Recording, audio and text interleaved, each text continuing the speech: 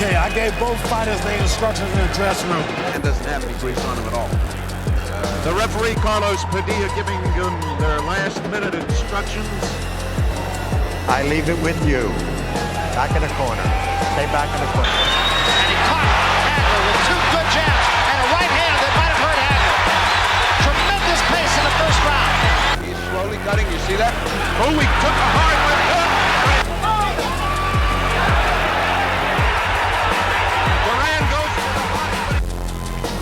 Good right hand. And Gatti, good right hand. And he hurt him with that right hand.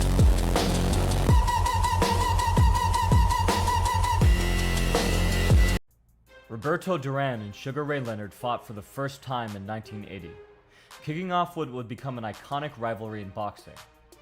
And while their second fight gets most of the attention due to its bizarre ending, their first encounter remains one of the most entertaining matches in boxing, and one of the best fights amongst the four kings. This is in no small part due to the drastic differences between the two fighters, in both style and personality. Before we jump back into the action, I want to give a quick shout out to today's sponsor, you. We need your support to keep making the content about the sports we love. That's why we've launched the Modern Martial Artist Patreon. There, the team is bringing you 3 patron-exclusive videos each and every month. From video topic polls to watch parties, there's something on every tier to check out. But if you like what we do and want to see even more, sign up for the Modern Martial Artist Patreon today.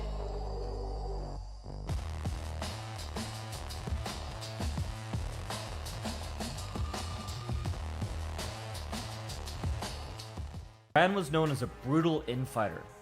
He was a skillful boxer whose skills were missed by many, overshadowed by his unrelenting savagery. Duran used grappling techniques to subdue his opponents, making use of his head, shoulders, and chest to wrestle them into corners, and guard manipulations to slip in jarring punches from mere inches away. To quote Leonard, he did not defeat his opponents, he demolished them. Duran always went for the knockout and was angry with himself and the world if he didn't get it. His rage controlled him as much as the other way around. In contrast, Leonard was the all-American charmer with the big smile, who boxed beautifully and danced to the tune of Ali and Sugar Ray Robinson. He was known for his movement and speed, and his footwork and rhythm were so refined, he could use them in lieu of a jab to set up powerful blows. When the fight was made, Duran only had a vague idea of who Sugar Ray Leonard was, but the more he learned of him, the more Duran developed an intense hatred for Sugar Ray. Duran saw Leonard as an undeserving young pretty boy, who was getting the majority of the attention and money. In fact, the press were treating the fight as if Leonard had already won. Although he was moving up in weight, Duran still enjoyed a record of 71 wins to 1 loss, with 56 knockouts. But most of the boxing community, including Muhammad Ali and Sugar Ray Robinson, predicted that Leonard would easily win the fight.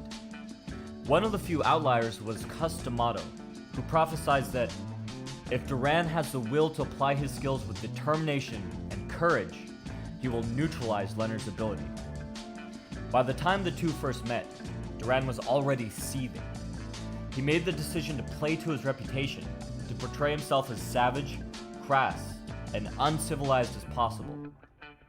El Diablo, they called me, the devil. I wasn't going to do anything to make them think otherwise. Good versus evil, and I was the bad guy. But they could write what they liked about me. I couldn't read English anyways. Duran now embellished on this role, shoving food into his mouth like a starving animal, jabbing Leonard hard during the press photos, and throwing foul insult after foul insult. The final straw occurred at the weigh-in, when Duran told Leonard's wife that after he was done screwing Leonard, he was gonna screw her too. So by the time the first bell rang, destroying Duran was all Leonard had been thinking about for months. To quote the Hands of Stone himself, I pushed all of Leonard's buttons. I knew I could turn the fight into a brawl. It was meant to drive him crazy, and it worked. At first, Leonard tried to follow through on the game plan he had worked out with his team. The idea was to box Duran to death, moving from side to side and utilizing his large reach advantage to steer clear of the ropes. Leonard had even been taking tap dancing lessons to speed up his feet. The plan worked, but only for about 30 seconds. There was a huge problem with Leonard's plan to use his jab to establish distance. Very few of them were actually landing. Leonard would later praise Duran, saying he was a better boxer than he was given credit for, and he slipped punches almost as well as Benitez. Leonard was hitting air, but he had an even bigger problem. Duran loved to enter with a wide looping right, using it to clear his opponent's guard out of the way before coming up from underneath to secure a hold. At the same time, he would shift forward, weaving to stay safe, and using his right foot to cut off his opponent's escape. When Duran lived up to his expectation and did as expected, fully committing to his punches and weaving in wildly, Leonard was able to easily escape. But Duran was an intelligent boxer and well-versed in feinting punches to get his opponents to react the exact way he wanted them to. In the meantime, he himself remained entirely composed and well-balanced. By the end of the first round, it had become apparent that Duran could smoothly and easily follow Leonard's defensive movements by feinting and then following him, and Leonard was quickly running out of space to maneuver out of the way. By the second round, Duran was able to repeatedly pin Leonard against the ropes, trapping him and landing a barrage of sharp, tight body blows. This was Duran's plan, to spend the first 5 rounds making Leonard bear his weight and punishing his body, slowing his movements in the later rounds. And so far, Duran was the one executing his plan flawlessly. But it would not take 5 rounds for Duran's persistence to pay off. Only halfway through the second round, Duran nailed Leonard with a powerful lead hook that knocked him backwards. Because of Duran's preference for bull rushing, his opponents became highly reactive to level changes. Leonard would later note, Duran was the only boxer I ever saw who used his head to hit the speed bag. As such, Duran could effectively use a level change as a feint, like many in MMA do today. Duran had just executed this trick perfectly in order to set up the hook that shook Leonard. He changed head levels to get Leonard to react defensively, and then used that beat in the exchange to move in closer before throwing his punches. Leonard survived the round, and stood in his corner well before the bell rang for the third. He wanted to show Duran that he was still ready to fight. Duran had so enraged Leonard, he was ready to die rather than back down. But it would still take 3 more rounds for Leonard's head to completely clear. In the meantime, Duran picked him apart, showcasing his unique blend of wrestling and boxing. At one point in the third, Leonard was on the ropes for 30 seconds and took 17 punches without returning any.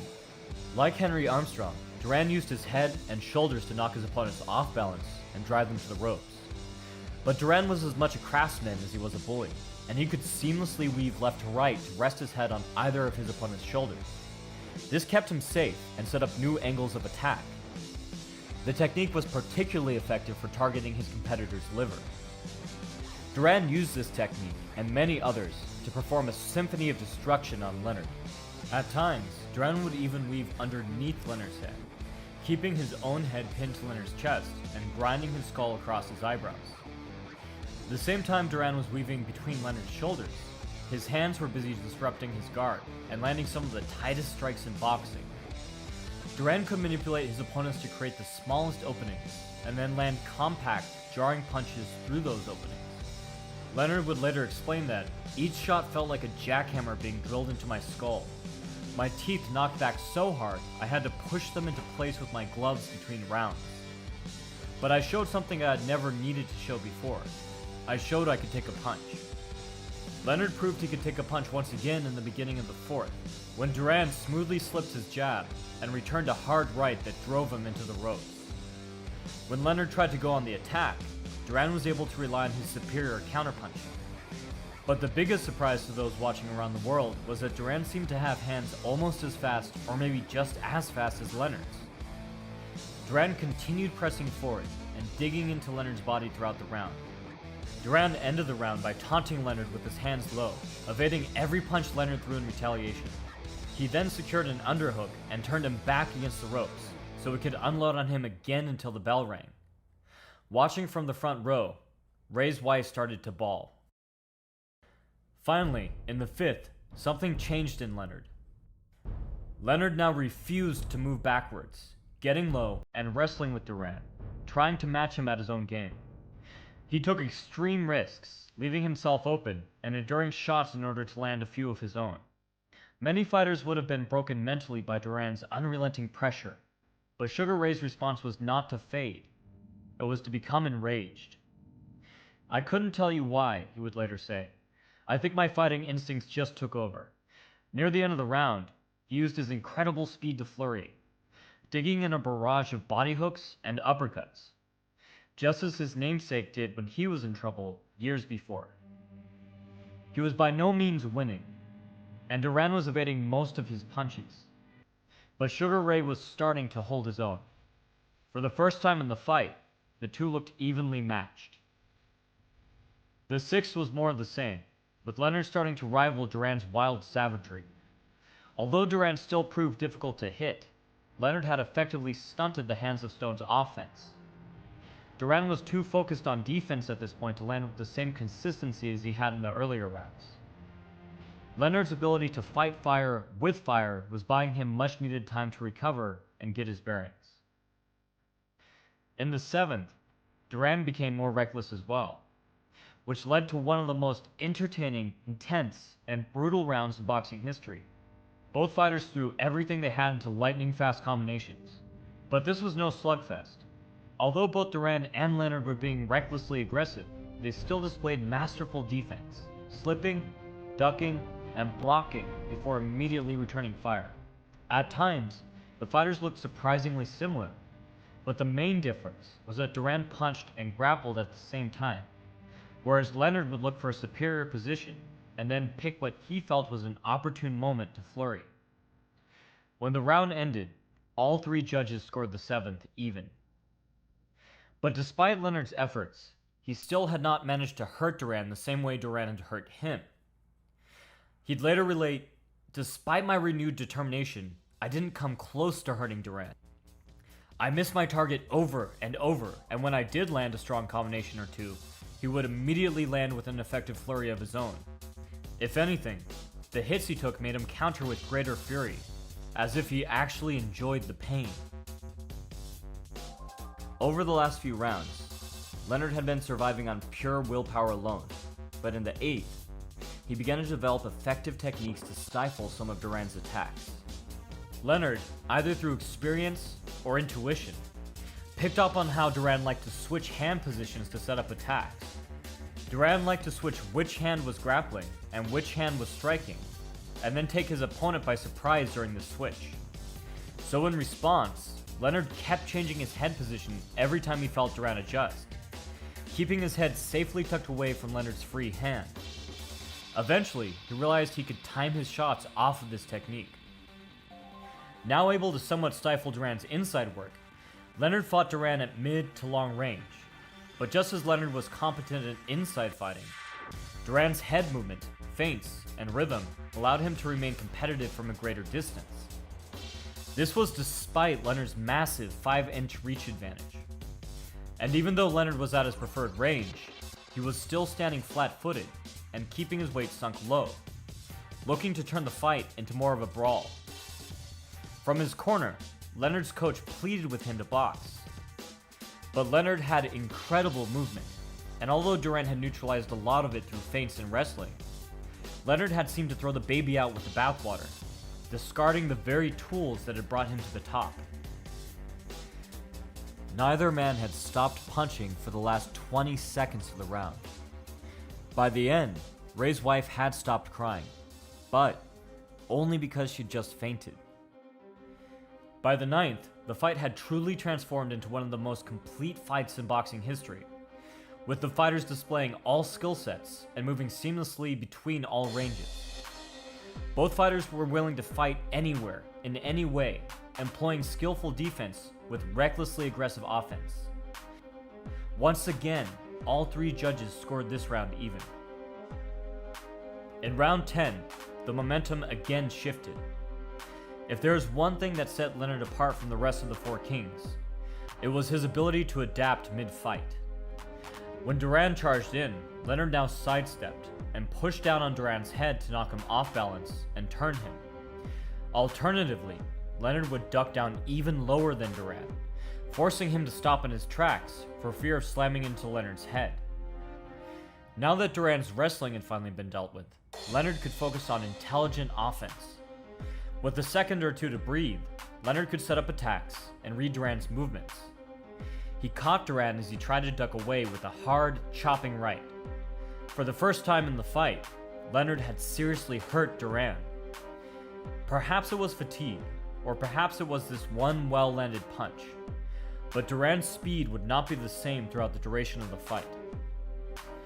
As Sugar Ray walked back to his corner, he knew he had a surefire way to win the fight from here on out. With Duran's wrestling no longer as large of a threat, Leonard could spend the remaining 5 rounds dancing around Duran, outpointing him. But Duran's insults echoed around Leonard's head. He couldn't shake them. He needed to prove that he could not only beat Duran, but beat him at his own game. And so, the remaining rounds were not a display of beautiful boxing by Leonard. They were instead a desperate back-and-forth war, with constant shifts in momentum. Like the 7th, the 11th was non-stop action from start to finish. At times, both men seemed to discount defense entirely to focus on hitting the other. One man would be pummeling the other against the ropes 1 second, and then the other would suddenly and violently take control. The majority of boxers could not take this pace for more than a few rounds. And these two champions had fought at a tremendous pace for 11 rounds thus far, and still had potentially 4 more rounds to go. But far from slowing, they were just getting started. The 12th began with both men sharpshooting at long range before once again shifting to mid-range. Both fighters had their moments, but Duran ended up getting the better of more exchanges, and was dominant in the later half. After the round, he told his corner that was it. He knew he had won the fight. His corner admonished him, telling him it wasn't over yet. Don't let Leonard breathe. So in the 13th, Duran picked up where he had left off the last round, driving Leonard against the ropes. But then, Leonard turned him and attacked ferociously, backing Duran into a corner and connecting with hard, solid punches. Duran fought through though, and managed to rally, damaging Ray so greatly from against the ropes, he was forced to retreat to the center of the ring. But then, Ray once again got the upper hand, landing tearing, whipping punches that stopped Duran in his tracks. Neither man would back down, but while it had been Duran who had started the round strong, it was Leonard who had finished it. In the 14th, Leonard's endurance and speed came into play. While Leonard had been taking the majority of the body shots, it was Duran who had noticeably slowed. But still, Duran's relentless grind pressed Leonard towards the ropes, where Duran punished him with an endless barrage of body hooks and tight headshots. Duran may have slowed, but he was nowhere near close to stopping. He later explained, "In the past I've screwed around a lot before fights, spending a lot of money on drinking and women. Not this time. I realized how important this fight was, and I wasn't going to let anything distract me. This was my chance to make the world take notice, and I wasn't going to blow it. I was in the best shape I'd ever been in." Near the end of the round, Leonard attempted one of his signature winding punches. Duran narrowly slipped it, but was caught by Leonard's follow-up hook. In their respective corners, Duran was confident to victory, while Leonard considered it a close fight. Not sure how the judges could score it, Leonard knew he could not afford to give up this last round. Leonard stood and signaled Duran to come at him, and Duran was eager to oblige. The bell rang, and the ref had to force both men to honor the tradition of touching gloves for the final round. By the time the round was halfway through, both men were gasping for air, pausing a few seconds to catch their breath before unloading with their hardest punches, even now looking for a last round knockout. In the final seconds, Leonard threw everything he had left at Duran, but Duran slipped every punch. Confident of victory, he danced and taunted Leonard until the final bell. Leonard raised his hands, and Duran shoved him one last time, enraged that he would dare claim he'd won the fight. The two men had begun the fight as bitter enemies, and nothing had happened to make that change. As Duran so elegantly put it, "As we touched gloves for the final round, I said, 'F you,' and then continued punching him and playing with him while dodging his punches. I knew I'd beat him. I told him I was more of a man than him. I could take more punches than he can. I'm a better boxer. He never hurt me. He hit me hard, but he never hurt me. I'm very strong. I insulted Leonard one more time, grabbed my crotch, and called him a shithead. Furious at Duran's behavior, Ray's brother rushed Duran. Duran knocked him out in one shot, but few noticed amidst all the confusion, and sadly, only the star of the incident was partially caught on camera. The judges' scores were being tallied, and both men awaited their respective fates. The results would impact both of their lives forever. Although it was a close fight, Duran was named the victor, and solidified himself as one of the true greats of boxing. Leonard was forced to taste defeat for the first time in his life. Duran would later explain, "I won because I made Leonard fight my fight. He was forced to box flat-footed, and in that way, I made him take big punches. He thought he was showing a lot of courage by taking so many. Maybe, but mostly, he was showing a good way to lose." Duran would return triumphant to Panama, where he had survived as a child eating garbage, to crowds of thousands and a life of wealth and fame. Although Leonard had made over 5 times more than Duran, the fight would have a terrible impact on his psyche. Put simply, Leonard was devastated. He had been certain he would defeat every opponent put in front of him, and then retire on top like Rocky Marciano, invincible forever. Now, he considered retiring early. But over the weeks, as the wounds healed and the pain lessened, he began to realize what had happened. Leonard had just been exposed to the results of psychological warfare. In his own words, "Never did another fighter penetrate my psyche as much as Duran, and there was nothing I could do about it. Understanding the essence of the opponent I was facing made it easier for me to beat the living daylights out of them, and then, when the fight was over, to show genuine empathy. With Duran, it wasn't until too late that I figured him out. He wasn't a madman. He only pretended to be one."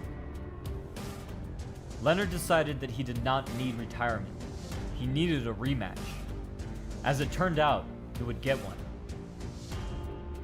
And what transpired would shock the world.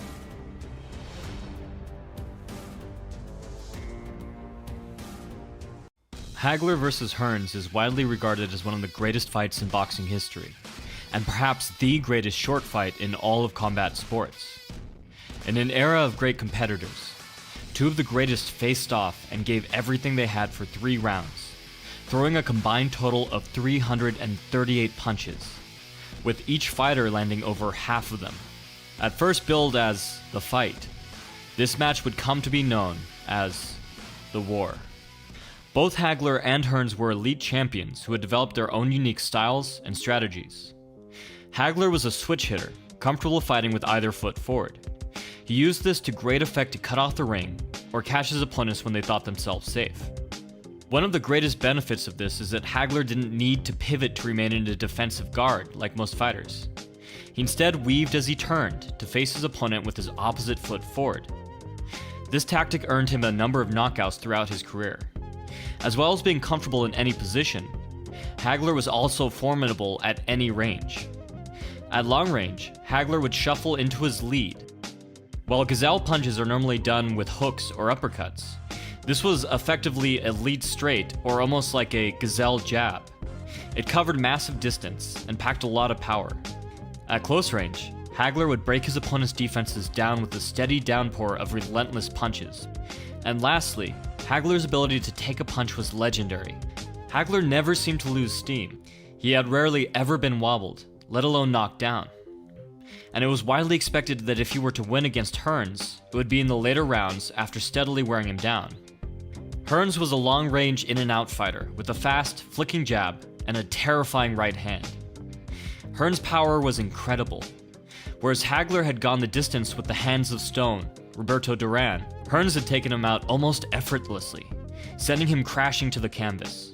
Hearns maintained his distance through his incredibly versatile and crafty lead hand, using a combination of lightning-fast jabs, stiff arming, and head control to stay safe and set up his chopping right. Conventional wisdom said that if Hearns were to win, it would be an early victory, having cracked Hagler's granite chin. But at the opening bell, it was Hagler who shocked everyone by charging right at Hearns. Hagler was usually a refined fighter, who took his time wearing his opponents down. But now he threw every punch with full force, This left him dangerously open, but it had the desired effect. Hagler wanted to establish immediately that he was not to be taken lightly. In fact, he was someone to be feared. Hearns tried to dance away, but Hagler cut off the ring, using body shots to slow Hearns' movement and set up punches to the head. And so it was clear within the first 20 seconds that whichever way this fight ended, it would not go to decision. Everyone was curious if Hagler's legendary chin could stand up to Hearns' legendary right hand. And with Hagler throwing brutal but reckless punches, it didn't take long to get an answer. Fighting with his back against the ropes, Hearns caught Hagler with a few decent right hands, punctuated by a powerful uppercut. Hagler's legs wobbled, and he was forced to step back and cover up. Hearns was in fast pursuit, and Hagler just managed to duck under his lead hook and clinch, pushing Hearns back to the ropes and buying valuable time to recover. Hagler had expected this. He had figured he would be caught eventually, but he had noted before the fight that although he'd been shaken, he had never been hurt, while Hearns had been stopped. The way he figured it, he knew Hearns could go down, but Hearns didn't know for sure if Hagler could go down. Hagler managed to recover quickly, now confident that he could take Hearns' best shots. Only time would tell if he were right. The two men stood in the center of the ring and exchanged punches, each showing an exceptional ability to mix effective defense with powerful offense. Hagler led with his left, clipping Hearns. Hearns countered with an uppercut, but Hagler had retracted his cross in time and took it on his guard. It's hard to see at first because of the ref, but Hearns threw a cross off of his uppercut as he stepped backwards. Hearns could fight well in any direction, remaining balanced and able to load knockout power into his punches, but Hagler slipped his cross by stepping offline into an orthodox stance. Hearns was now a wide open target, and Hagler took advantage by throwing a lead hook at his head. But Hearns was already ducking off of his cross, maintaining defensive responsibility, and loading up to throw a lead hook of his own. Now it was Hagler's turn to duck under, but he had been overeager and was left off balance.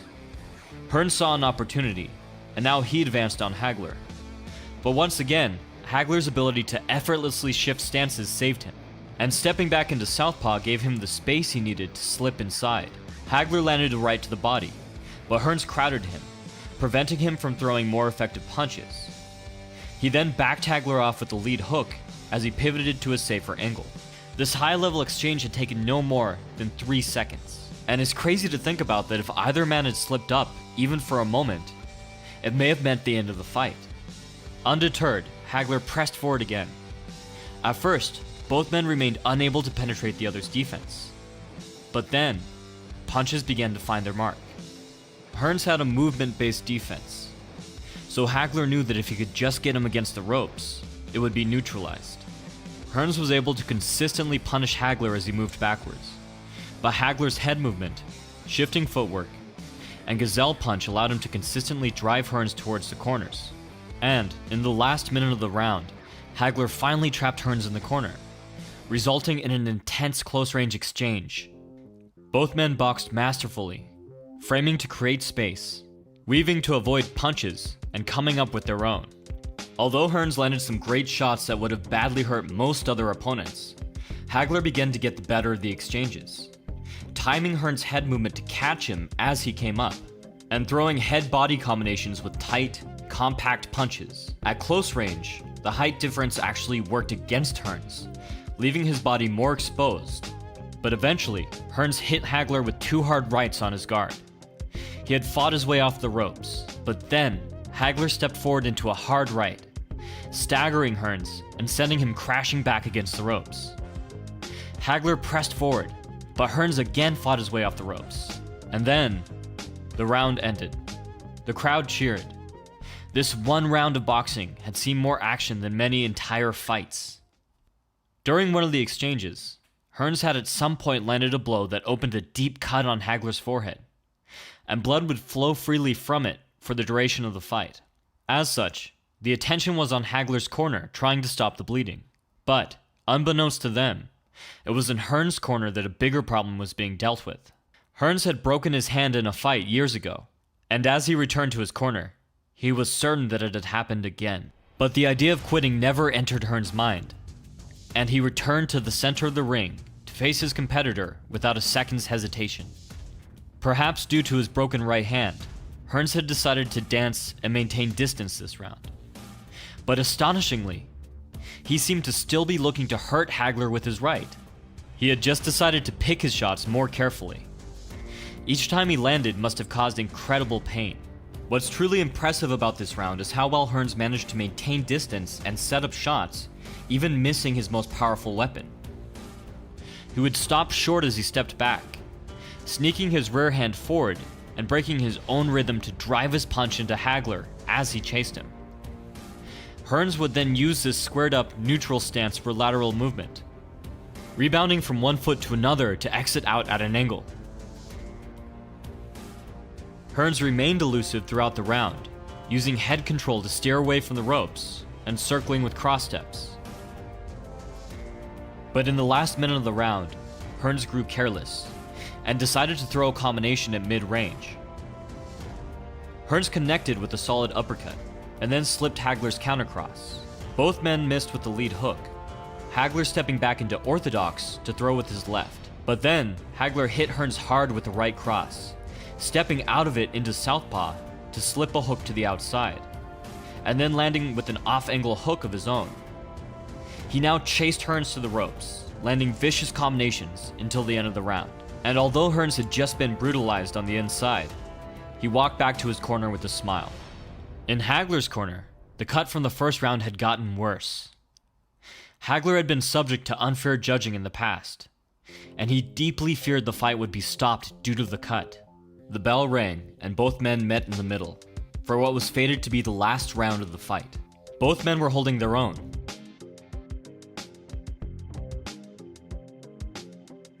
Half a minute in, the referee halted the action. The blood was pouring so profusely that the ref was considering stopping the fight. After consulting with Hagler, the doctor decided to let it continue, at least for now. Hagler decided he needed to stop the fight before it was taken out of his hands, and the fight was stopped for him. Halfway through the third, Hagler saw his opportunity. Hearns was having great success using Muhammad Ali's circling pattern. But then, Hagler cut him off by stepping out into orthodox from southpaw, and connected with an overhand right. Hearns was shaken badly, and Hagler ran after him, catching Hearns again just as he began to turn. Hearns yet again tried to escape, and Hagler's lead left hook swung wide. But then, Hagler shuffled into his cross with everything he had, connecting solidly and sending Hearns crashing to the floor. Hearns fought his way back up, but he was clearly still shaken, and the ref called the fight. It was a dramatic finish to one of the most explosive fights in boxing history, and one of my own personal favorites. Both men could box well, and both men had taken their time in prior fights. They each knew they were fighting the absolute best, and they put everything they had into this short, brutal fight. It was an accumulation of years of hard work, practicing their craft, and working their way to the pinnacle of the sport, all showcased in under 3 rounds of beautiful, savage ringcraft. And although only one man won, the fight helped to immortalize both of them as two of the greatest boxers of their generation. After the fight was over, Hearns told his team to say nothing about his broken hand, saying he didn't want to take anything away from Hagler. The build-up to the fight had grown an intense rivalry between the two men, but each had earned the other's respect. The harsh words were forgotten, and Hearns visited Hagler's dressing room after he'd regained his footing. The two embraced and talked about the incredible experience they had both just endured. And Hagler began to look forward to the future, to the one great opponent of the era he had yet to conquer. When Arturo Gatti and Mickey Ward were booked for their first fight in 2002, experts expected nothing but fireworks. Instead, they got an atomic bomb. Over an incredible 30 rounds that bordered the edge between gruesome and glorious, Gatti and Ward earned 2 Fight of the Year honors and engaged in a 3-minute frame dubbed the Round of the Century. After each fight, the pair shared an after party at the hospital. Considering the types of careers they had up to 2002, The fight between Gatti and Ward shouldn't have ever happened, but perfect timing placed the men in a showcase fight with loser goes home implications. 36-year-old Mickey Ward was a 48-fight veteran with 27 KOs to his credit. He had never won a major world title, but he was known amongst hardcore fans and pundits as an expert journeyman. He had a reputation for toughness, late-round power, and otherworldly durability. A win over Gatti would be his first over a current or former champion, but a loss would mean retirement. Arturo Thunder Gatti wouldn't mind sunsetting Ward's career if it meant reviving his own. At 30 years old, the former world champion was 34-5 with 28 KOs. Unfortunately, the high-achieving action fighter had relied on toughness over technique for a bit too long, and it was starting to show. A disciplined win over Ward was required to keep his career alive. 10 rounds, junior welterweight. The fight commenced, and initially, it seemed like the Gatti rejuvenation project was paying off. He used rapid-fire jabs that drew repeated parries from Ward, opening up the way for sneaky lead hooks that were hitting their mark. That's for sure. He's coming out off the bat.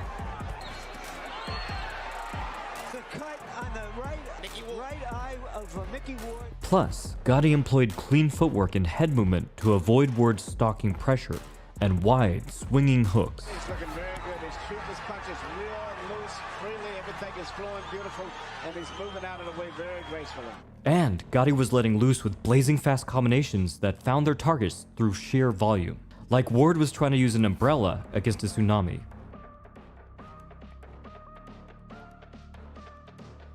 Mickey Ward's extremely high guard left his body wide open, something Gatti was happy to remind him about with hard body shots.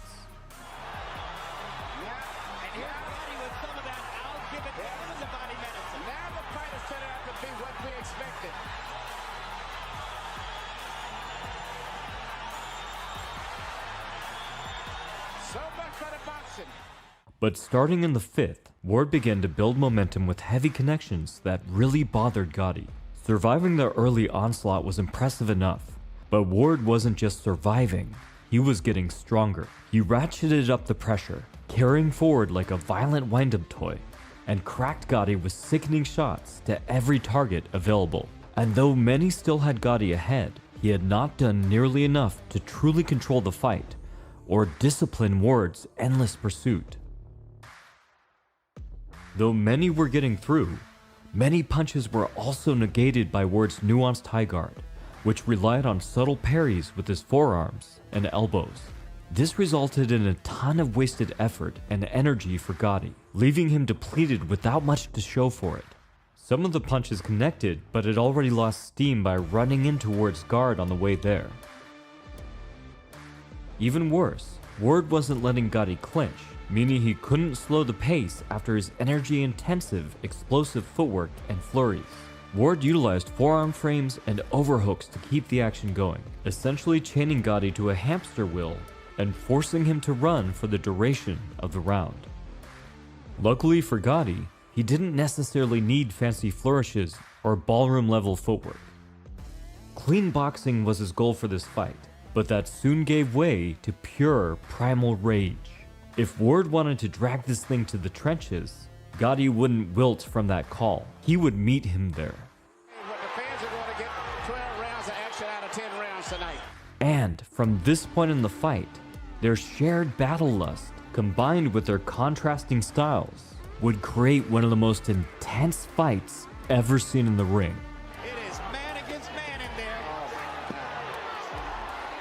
Tremendous rally by Mickey Ward.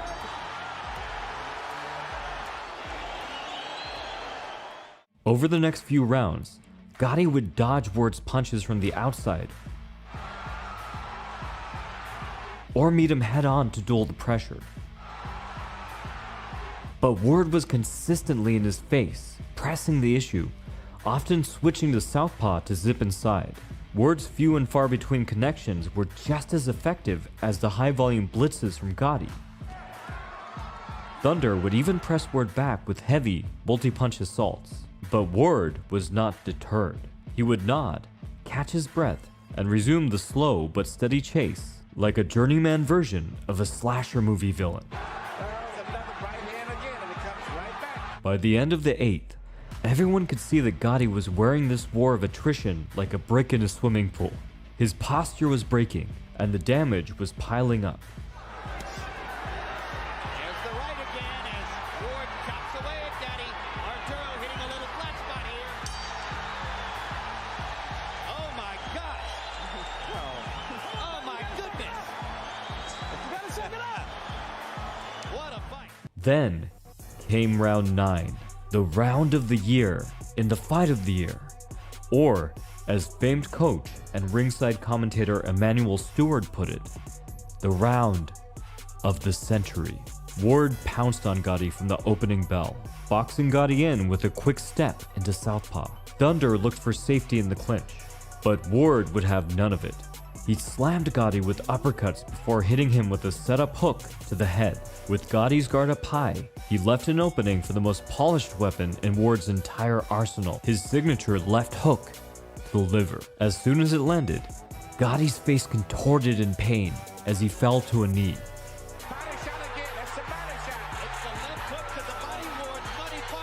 To everyone's disbelief, he managed to beat the count.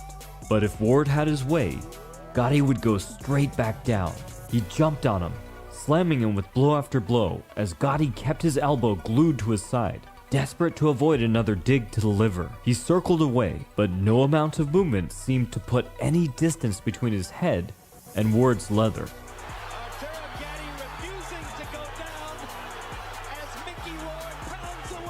Under the roar of an electric audience, he somehow started clawing his way back into the fight, firing multiple straights that momentarily put Ward on his heels. And though Ward tried to move back in, he was clearly spent from trying to put Gatti away after the knockdown.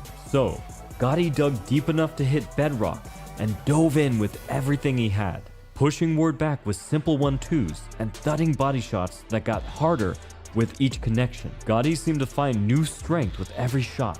He grinned as he pressed Ward to the ropes, seemingly dubious that he was actually slipping back into the fight. He slammed Ward like a heavy bag, every shot fueled by revenge, pointedly aiming at Ward's liver. But miracles can only last for so long. And the tables turned again, Ward finding a few hard counters that weaved their way through Gatti's multi-punch assault, prompting Gatti to grab the ropes for a quick rest. Then, the fighters were back in the center of the ring, lobbing strikes in unison, working through swelled red masks and extreme fatigue. Neither man wanted to give an inch, but it was Gatti who'd been down and was now barely running on fumes. Ward stuck him to the ropes with ghastly punishment, wailing on him as the commentators almost begged the referee for mercy. But Gatti somehow remained upright to see the end of this infamous round. In the final frame, round 10 of the 10-round fight, the fighters summoned their final reserves of energy, desperate to stand their ground. They traded connections as the momentum swung like a seesaw, each willing to take damage if it meant inflicting some. This is the way it has to end. Arturo Gatti, Irish Mickey Ward, two of the most honest fighters in the sport of boxing, circa 2002. I am humbled by watching these two guys take the punishment they are taking. Well, we told you it might be a candidate for fight of the year. We didn't know it would be a candidate for fight of the century. With 10 seconds left, Gatti landed one of his best punches of the fight, spinning Ward into southpaw. But it wouldn't be enough. When the scorecards rang out, it was Ward who claimed the controversial majority decision.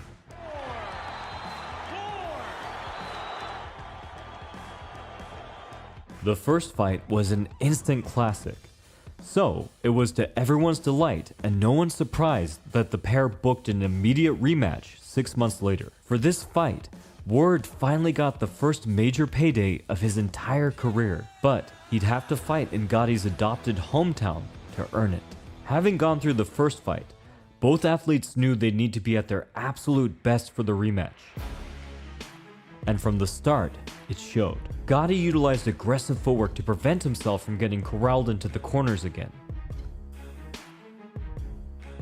Ward employed proactive and purposeful clinch work, trapping Gatti with frames and holds. This provided better cover from punches and allowed Ward to momentarily hold Gatti like a glue trap.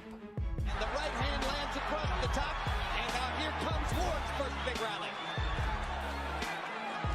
But it was Gatti who made a critical adjustment that would change the tactical complexities of the rematch. And this was a counter cross. In their first fight, Gatti attempted to counter Ward's jabs with an uppercut.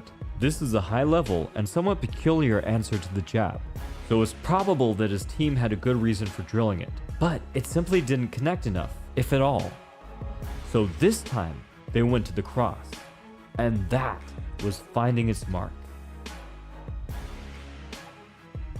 Ward somehow endured them until Gatti struck gold in the third. A crisp cross counter slammed into Ward, sending him down like he was shooting a double leg on the corner post.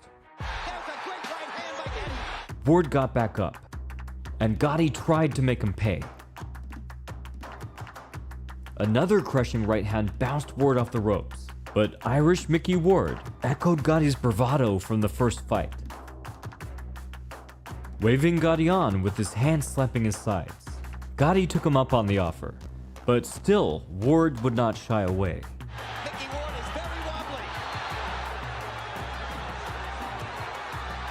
Ward still punching back. Instead, he answered back with his patented stab to the liver, forcing Gatti to settle down. But just like the round of the century, round 3 of this fight was a shining example of warrior spirit and the blinding focus of high stakes, winner takes all fighting. This was as brutal as a car crash, as beautiful as a Da Vinci painting, and no one in the arena could look away until the bell sounded the end of the round. Ward's sheer determination seemed to drive him back into the fight, but Gatti wasn't falling prey to Ward's persistence hunting approach like in the first encounter.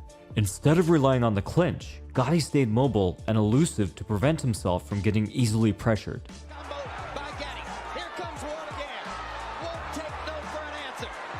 Plus, his consistent, bone-chilling body shots were sticking Ward in place long enough for him to skate away. Clean, expert boxing. This was a game plan for the first fight, and in the second, Gatti had finally executed it. In the last few rounds, Gatti began to pull miles ahead on the scorecard. Not that they'd matter if he had his way, but Ward remained resilient, even through crunching combinations that would have put most other 140-pound boxers to the canvas.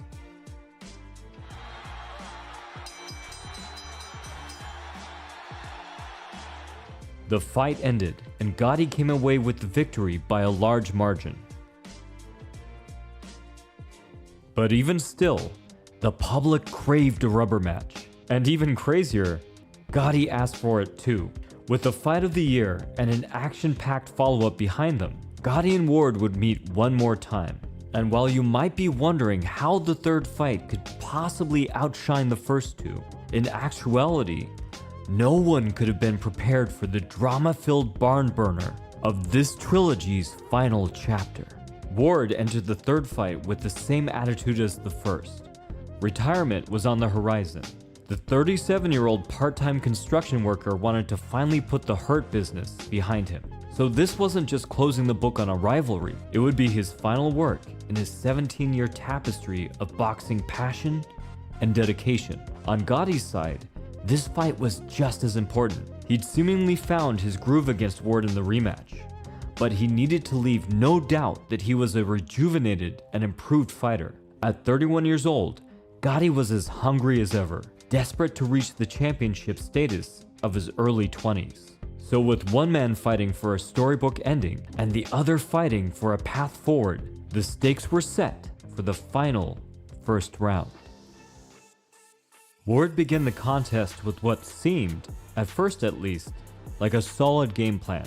He traded tanking forward with his ironclad high guard, taking an offensive approach by countering individual strikes with specific counters.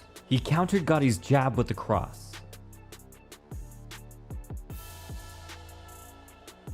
matched his lead hook with one of his own, and leaned on a counter cross to discipline Gotti's right hand body attacks. It was great in principle, but Gotti's clear speed advantage made these counters incredibly tough to land.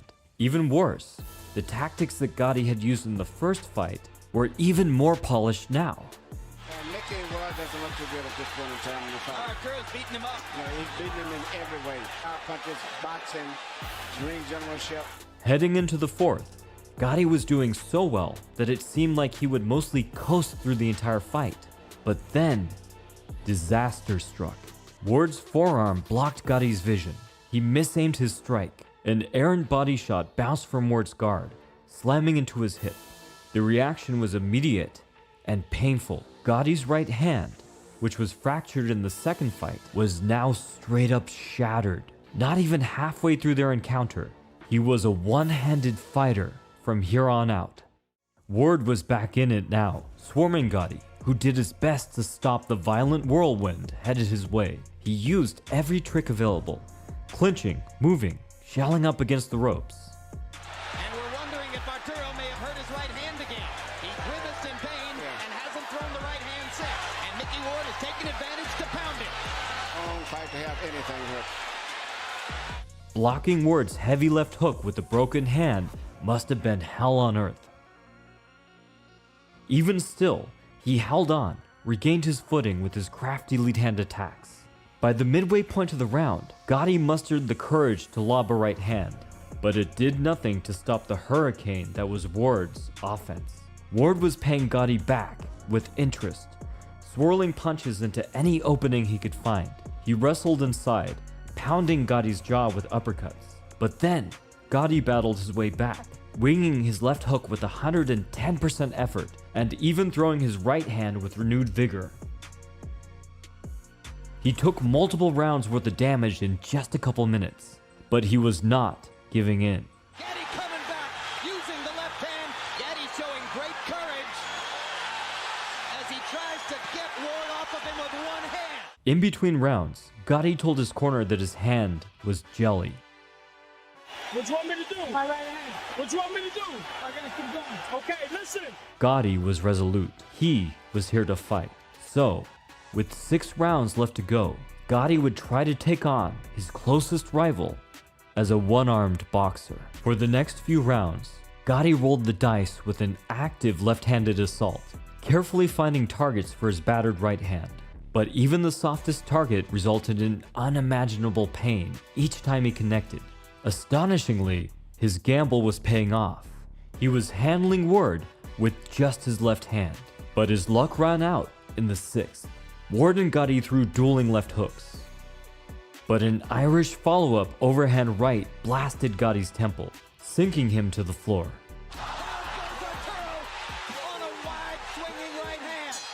But he persevered. In the 7th, Gatti attempted to hold Ward off with nothing but punch volume and incredible heart. But Ward carved another crippling right around Gotti's shoulder, momentarily sticking him in place. A one-armed Gatti wobbled backwards, taking damage as the arena swirled around him. Even still, he fired punches like a Gatling gun, refusing to concede. And then, at the halfway mark, Gatti canceled Ward's combination with the stellar left hook that rattled the working-class journeyman down to his boots. Suddenly, Ward was the one trying to survive. But just like Gatti, his safe place was in the heat of battle. These athletes were content to trade blow for blow until the end of the round.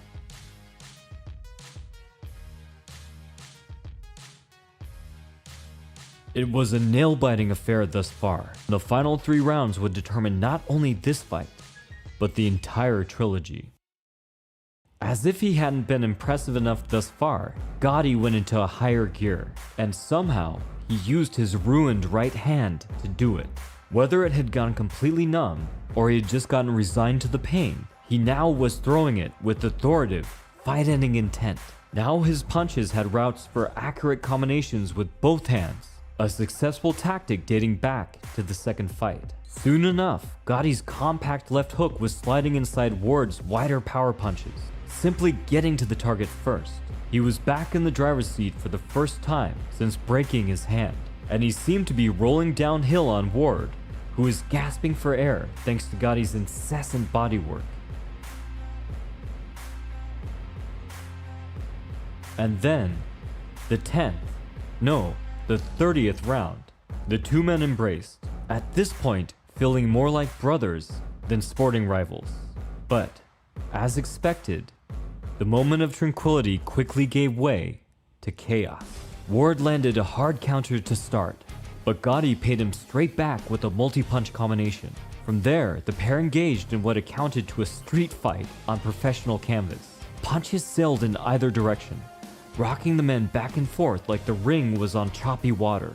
But they did not budge.